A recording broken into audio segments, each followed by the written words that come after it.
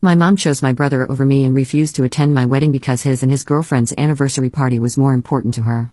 But when my grandparents called her out for her favoritism and threatened to cut her out of their inheritance, she begged for a second chance. Now, she's demanding that we redo the entire wedding. My mother has always shown favoritism toward my older brother Marvin over me. I can't quite pinpoint what it is about Marvin that makes him her favorite, but she has adored him since our childhood and has never hidden that fact from me. When I was born just a year after Marvin, my parents decided to give me to my grandparents to be raised by them for 8 years. My mother found it too overwhelming to care for both me and Marvin at the same time. According to my grandparents, my mother was going through postpartum depression, which made it difficult for her to care for both me and Marvin.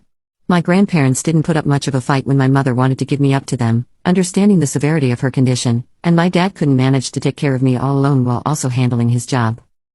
As a baby, I had no idea that my grandparents were not my real parents, so I grew up in their loving and blissful household, feeling secure and happy. However, as I started to walk and understand words, things began to change.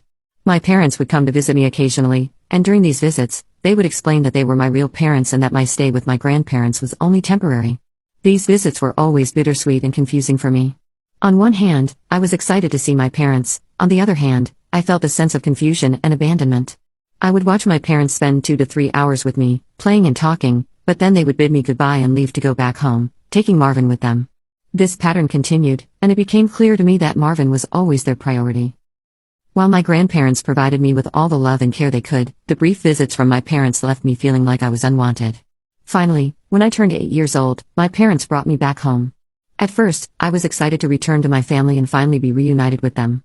However, the excitement slowly faded as I began to realize just how much better my life had been with my grandparents. One of the first changes I had to adapt to was sharing a room with Marvin. Marvin had always had his own room, and there was a spare bedroom that my parents could have given me. Instead, they insisted that Marvin and I share a room so that we could bond as brothers. Marvin hated this new arrangement and made his disdain quite clear to me. If I played too loudly or read comic books that my grandparents had bought for me, Marvin would mock me, calling me a brat and a weirdo. Whenever I tried to decorate my side of the room with drawings or posters of my favorite superheroes, Marvin would scoff and call me childish. If I brought home a good grade from school and excitedly showed it to my parents, Marvin would roll his eyes and sarcastically call me the teacher's pet. When I practiced playing the keyboard my grandparents had gifted me, Marvin would tell me I sounded awful and should just give up. Even small things like how I organized my toys or the way I talked about my day became reasons for Marvin to ridicule me. He would call me names like nerd or dork whenever I showed interest in reading or learning something new. With time, I realized that the things I enjoyed doing became points of contention. The warmth and acceptance I had felt at my grandparents' home were replaced with a constant sense of tension and conflict. Marvin had a problem with everything I did, and it made me self-conscious. Imagine your older brother, someone you look up to, making fun of you for every small thing. It makes you start doubting yourself. I was too young to understand that what he was doing was basically teasing me. I thought maybe I was the problem, and I just wanted to fit in with my family. I stopped reading my comic books at home and would only read them in my school library. I stopped playing with my keyboard altogether. I did all of this thinking that maybe, hopefully, my brother would accept me if I changed. Unfortunately, no matter how much I tried to adapt and fit in, Marvin's attitude towards me didn't improve. The more I tried to please him, the more I felt like I was losing parts of myself. Even when I stopped doing all those things that annoyed Marvin, he would find new ways to mock me. I remember in my childhood, I had a lot of pimples due to a skin condition, which has since been remedied. Marvin would constantly tell me how ugly I looked and that my face was disgusting. Hearing this was so hurtful that I would cry and go to my parents. Instead of supporting me and telling Marvin off, my mother would tell me to stop crying and be a man. Dad wasn't much help either; he would try to stay away from the matter. Mom would tell me how I needed to stand up to my brother instead of coming to her.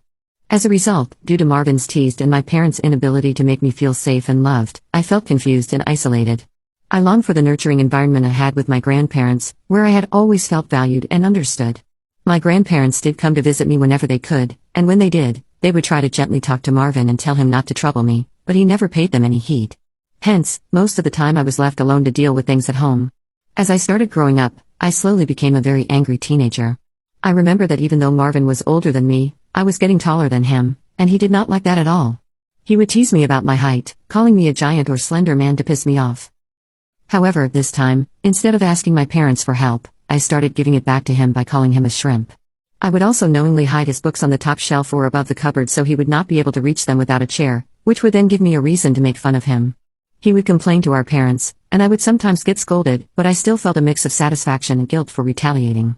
While it felt good to stand up for myself, it also meant that our home was becoming an even more hostile environment. The battles between us became more frequent and intense, with neither of us willing to back down. The last straw that proved to me exactly how much my parents favored my brother over me was during my school's annual awards ceremony. I had poured my heart into my studies and was poised to receive the top award in my class. I wanted my parents' support and presence at the ceremony, hoping for their pride and encouragement. However, just days before the ceremony, my mother informed me that Marvin had a swimming competition scheduled on the same day. Despite my ceremony and his competition being hours apart, Marvin wanted to focus on his preparation, and according to my mother, he needed her more. She assured me that my dad would be there to support me. Though disappointed, I resigned myself to the idea that at least one parent would be there for me.